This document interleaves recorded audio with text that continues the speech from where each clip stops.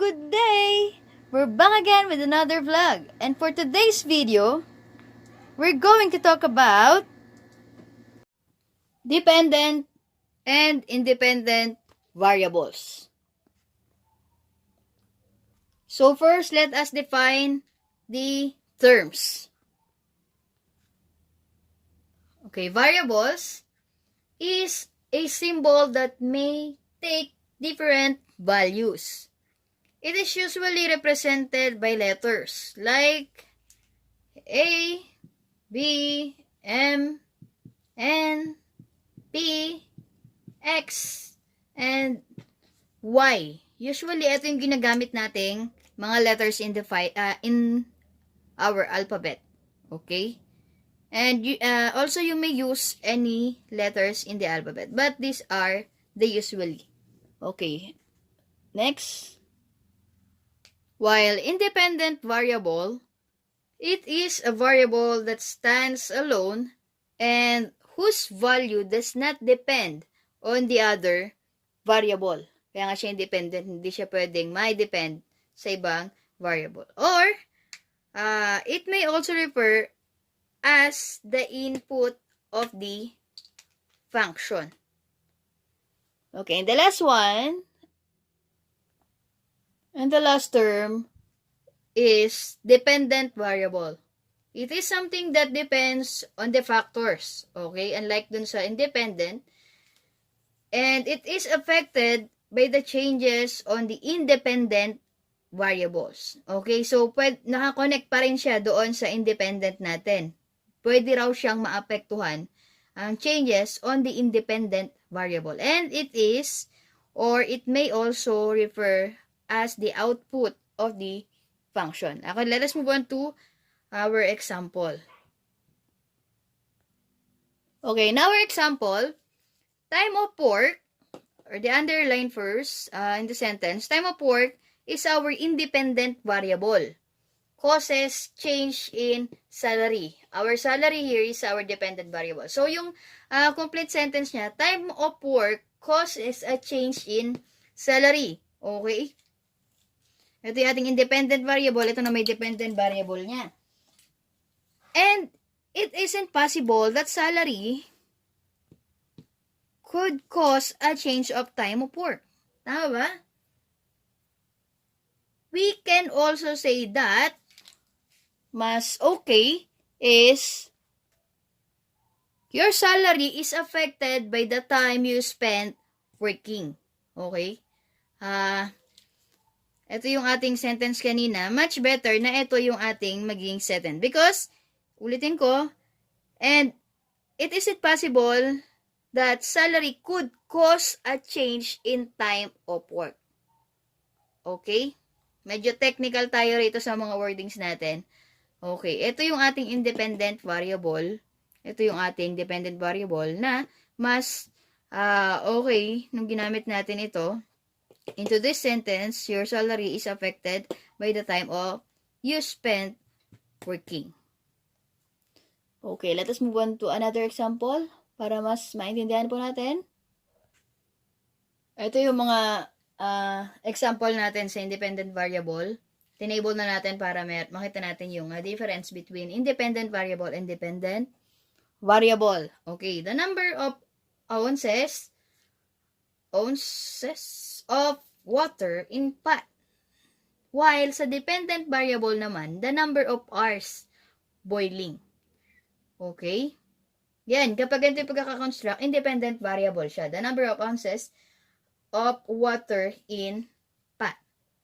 The number of hours boiling. And the other example,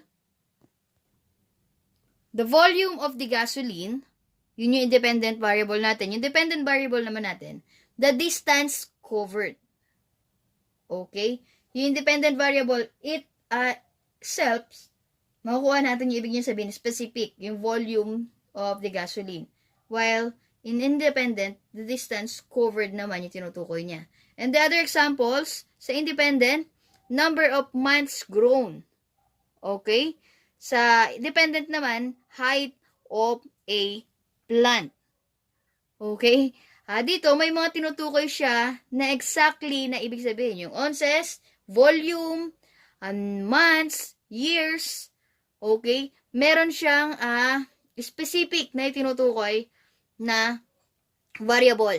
Okay? Siya ay independent variable. Pag nakakita kayo ng ganong example. Okay, continue? The variable x is considered the independent variable. O sa natin, or ordered pair natin, yung x ay tinutukoy nating independent variable because any value could be assigned to it. However, the value or the variable y is the dependent variable because its value depends on the value of x. Okay? Kung siya, given siya specific, si dependent variable naman o yung y natin, nakadepende lagi siya sa independent variable. Okay?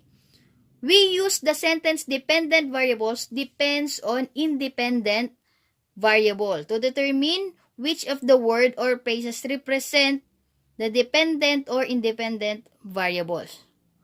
Okay, for example, yun dun nga tayo sa number of hours of boiling water depends on the number of ounces of water in the pot. Okay? Dito tayo kanina. Ginawa na natin siyang sentence. Okay, sulat natin. Okay, in our example, ito yung natin mabubuo nating sentence. Okay, using the independent and dependent variables. The number of hours of boiling, dependent variable, depends on the number of ounces of water in the pot. Simple. Okay, in this statement, the number of hours of boiling is the dependent variable. And the number of ounces of water in the pot is the independent variable. Okay? Na ito, i-depend natin doon. So, nagdagdag lang tayo ng word na depends. Okay?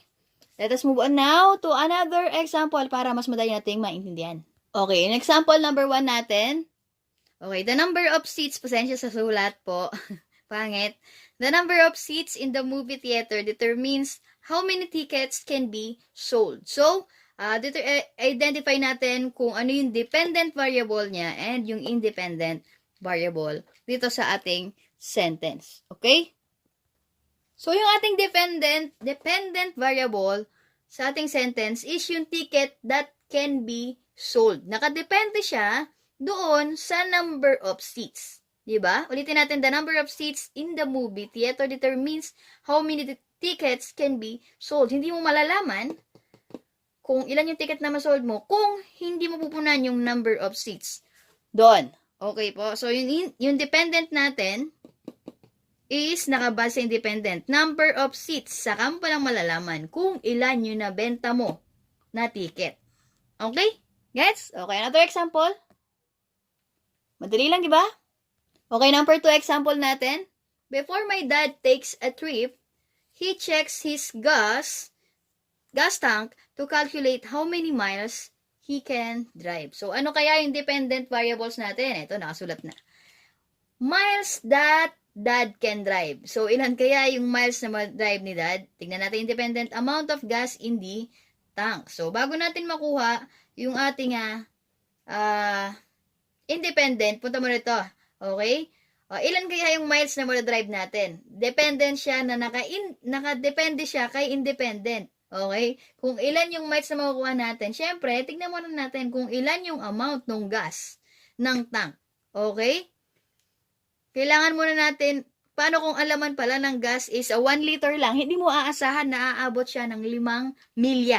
Okay? So first, kunin mo muna yung amount ng gas. Dahil si dependent natin, saka palang nakakadepende yung ating miles na pwedeng i-drive ng ating dad. Okay? Easy lang, di ba? Next example. So, paano i-determine to? First, alamin mo muna yung independent variable niya. Okay? Dito sa sentence natin, kunin mo muna yung amount. Okay? Before my dad takes a trip, he checks his gas first. Okay, gas tank. So, amount of gas in the tank.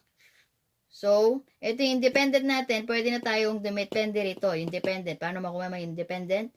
Malalaman na natin kung ilan yung miles na pwedeng matakbo o yung ma-drive ng daddy. So, last example.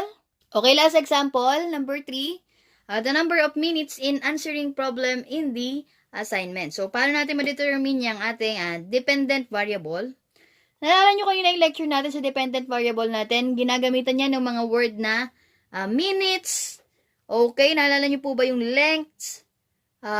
Ano po ba yung mga naalala natin? Miles, minutes, ano pa ba?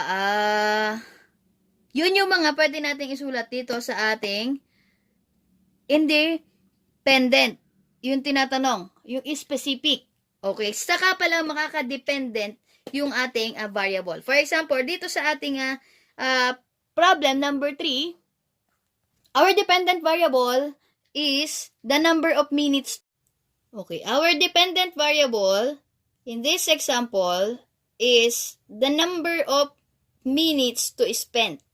And our independent is the number of problems. Sabi nga, kailangan munang hanapin yung ating independent para mahanap natin kung paano siya magdi-depend yung variable natin. So, yung number nung problem, sa example natin, the numbers of minutes in answering problems in the assignment. Hindi mo malalaman yung numbers of minutes kung hindi mo malalaman kung ilan yung bilang nung problem. So, first, the numbers of problems.